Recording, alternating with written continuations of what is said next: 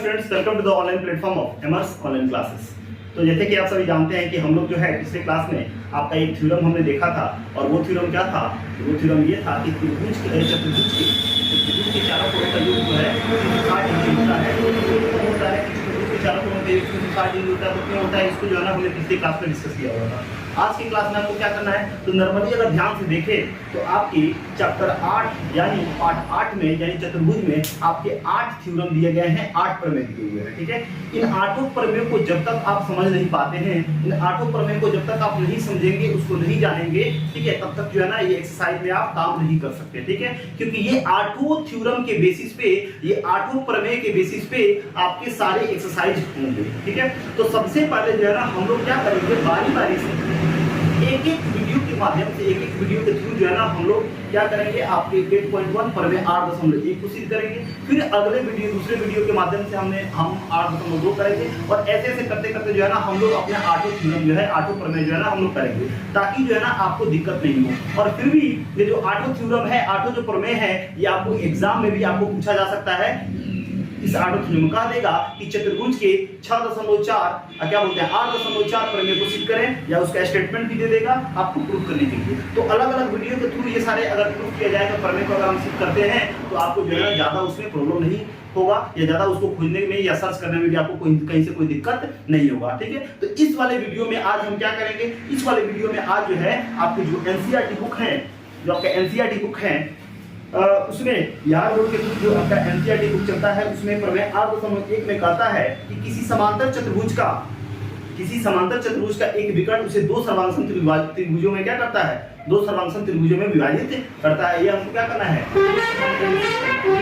सबसे पहले करेंगे क्या कि प्रमेय 8.1 प्रमेय क्या कर रहा है, किसी समांतर चतुर्भुज, किसी समांतर चतुर्भुज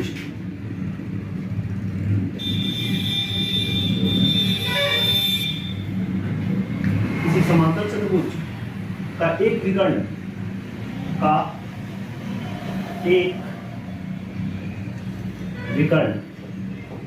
किसी समांतर चतुर्भुज का एक विकर्ण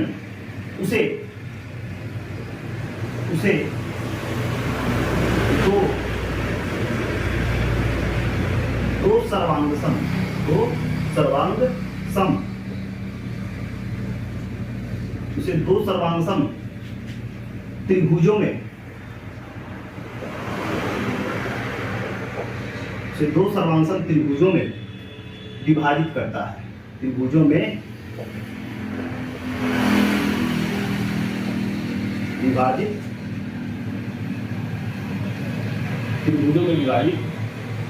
करता है। ये हमको सिद्ध करना है। ठीक है, तो प्रमेय 8.1 में कहता क्या है, तो किसी समांतर चतुर्भुज, तो आप जानते हैं समांतर चतुर्भुज क्या होते हैं, तो वैसे चतुर्भुज जिसके सम्मुख भुजाएं क्या होती है, समांतर होती है, उसे हम क्या कहते हैं, समांतर चतुर्भुज कहते हैं।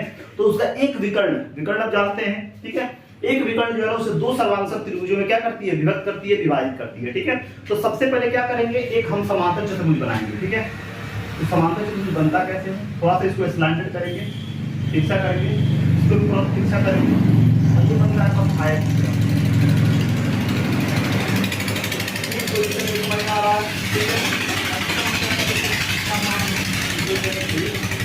इसका नाम लेते हैं सी, इसका नाम लेते हैं क्या। तो प्रश्न में आपका प्रमेय 8.1 में आपका दिया क्या गया है, तो दिया ये गया है, यहाँ पे लिखेंगे दिया गया क्या दिया गया है, ABCD एक समांतर चतुर्भुज। ABCD क्या है, एक समांतर चतुर्भुज है, समांतर चतुर्भुज है। ABCD क्या है, एक आपका समांतर चतुर्भुज, बस ये दिया हुआ है। ठीक है, कोई दिक्कत नहीं। अब यहाँ पे ये बोला हुआ है, अगर इसका एक विकर्ण यानी समांतर चतुर्भुज क्या है, एक विकर्ण से दो बराबर त्रिभुजों में क्या करता है, दो समांतर त्रिभुजों में विभाजित करता है। मतलब क्या, हमको एक विकर्ण भी खींचना है। क्या खींचना है? एक आपका विकर्ण भी खींचना है।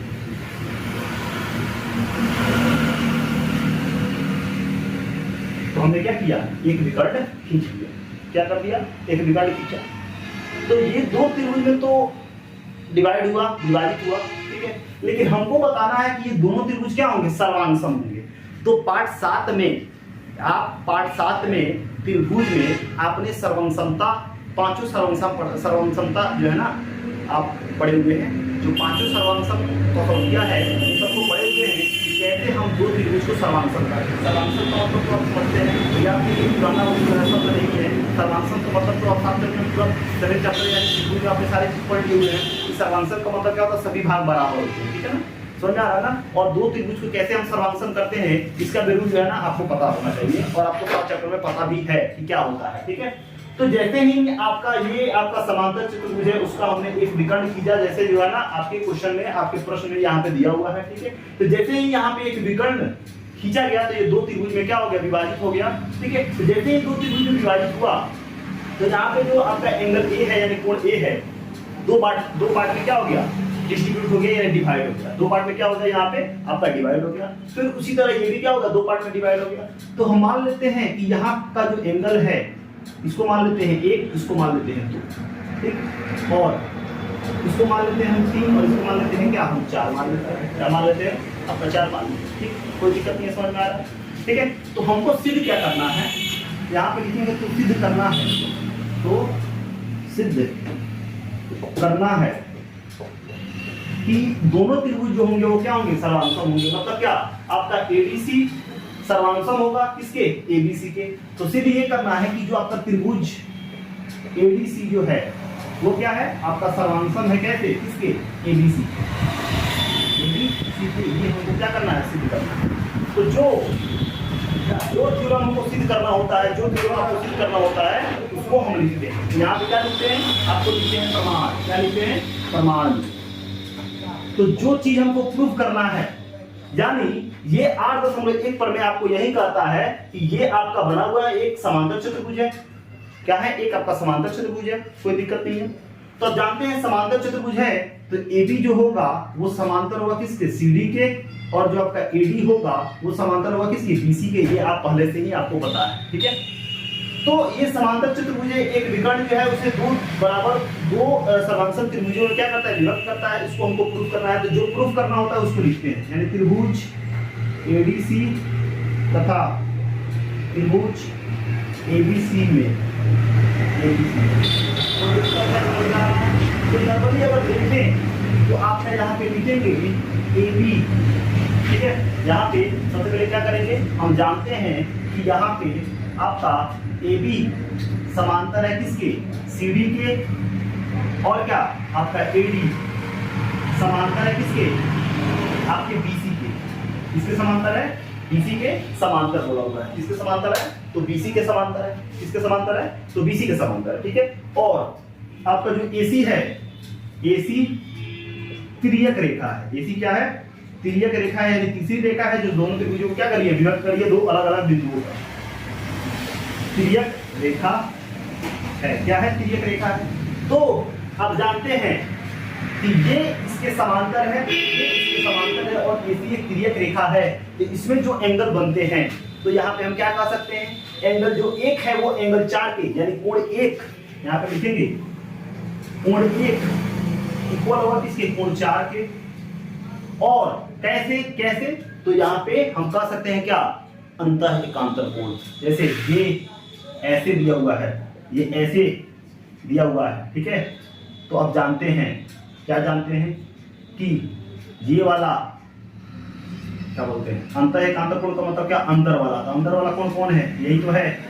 तो ये इसके इक्वल होता है और ये इसके इक्वल होता है, ठीक है। कैसे, आपका अंतः एकांतर कोण। और इसके बारे में मुझे ज्यादा बताने की जरूरत नहीं है, क्योंकि आप समझते हैं चैप्टर 6 में रेखाएं और कोण में आपने इन सारे एंगल्स को देखा है। चैप्टर 7 में इन सारे एंगल्स को देखे हैं, सारे कोण को देखे हैं, क्या कैसे होता है। तो एंगल 1 4 के इक्वल होगा कैसे, तो अंतर एकांतर कोण, एकांतर कोण से। और आपका 1 4 के होगा, 2 किसके होगा, 3 के। एंगल 2 यानी कोण 2 कोण 3 के इक्वल हो कैसे आपका यही रीजन अंतर एकांतर कोण, अंतर एकांतर कोण। और तीसरा और क्या, तो AC जो है ना वो दोनों के बीच में क्या है, उभयनिष्ठ है। AC जो है यानी AC इक्वल होगा किसके, AC कैसे, उभयनिष्ठ, उभयनिष्ठ है। तो किसी त्रिभुज के अगर 3 चीज आप दिखा देते हैं, कोई भी एंगल या कोई भी साइड 3 अगर आप दिखा देते हैं तो दोनों त्रिभुज क्या हो जाएंगे, सर्वांगसम हो जाएंगे। इसीलिए लिख सकते हैं क्या, त्रिभुज आपका ABC सर्वांगसम हो गया त्रिभुज किसके, आपके ABC के, किसके, ABC के। और कैसे, एंगल साइड एंगल, कैसे, एंगल साइड एंगल से। बात समझ में आ रही है, तो लिखेंगे एंगल साइड एंगल से, यानी कोण भुजा कोण सर्वांग समता से, सर्वांग समता की कसौटी से या से। और इस तरह से हमारा क्या हो गया, सिद्ध हो गया। क्या हुआ, सिद्ध हुआ। यानी थ्योरम 8.1 को पर में 8.1 में क्या कहता है, अगर कोई समांतर चतुर्भुज दिया हुआ है और उसमें एक विकर्ण जो है, एक विकर्ण दिया हुआ है, तो किसी समांतर चतुर्भुज में एक विकर्ण जो होता है वो उस समांतर चतुर्भुज को 2 सर्वांगसम त्रिभुजों में क्या करता है, विभक्त करता है। और अब जानते हैं ये दोनों सर्वांगसम, अब जानते हैं कि अगर दोनों त्रिभुज सर्वांगसम है तो उसके हर एक पार्ट, हर एक भुजाएं जो होती है वो क्या होती है, बराबर होती है। हर एक भुजाएं क्या होती है, बराबर होती है। खैर तो हमको आगे और जानना है, तो हमको यही प्रूव करना था। आप समझते हैं में यही करता है, आप समझते में यही करता है।